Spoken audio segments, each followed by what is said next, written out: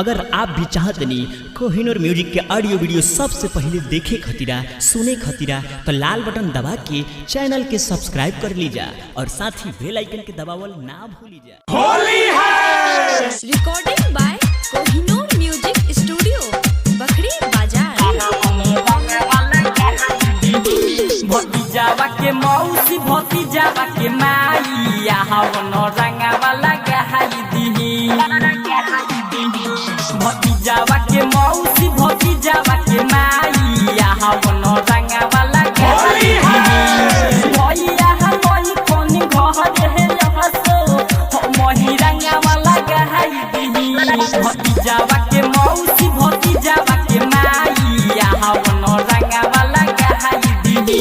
भतीजावा के मौसी होली है भतीजावा के माई हवन रंगा वाला होली है खीरती से देखी सहली मजा लेवेलू हंसी हंस के ज्यादा नौ छहो करब तो ढाल दे हम कस के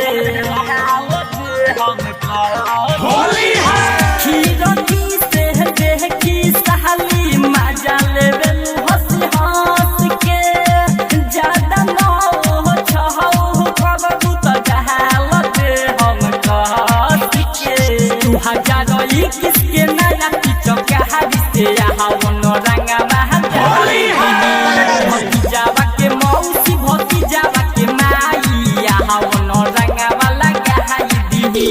भतीजावा के मौसी होली है भतीजावा के माई विवेक बहती साल कोहे ले लह मजा होली के सोमदीप सोहरिया रंगवा धइले बारे गोरी के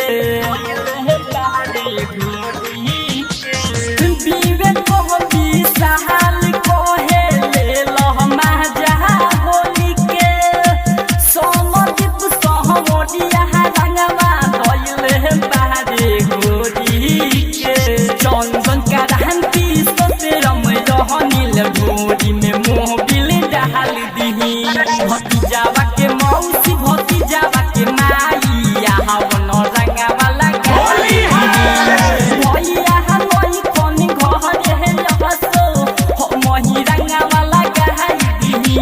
भतीजावा के मौसी भतीजावा के माई हवन रंगा वाला गहाई दी। भतीजावा के मौसी भतीजावा के माई हवन रंगा वाला गहाई दी।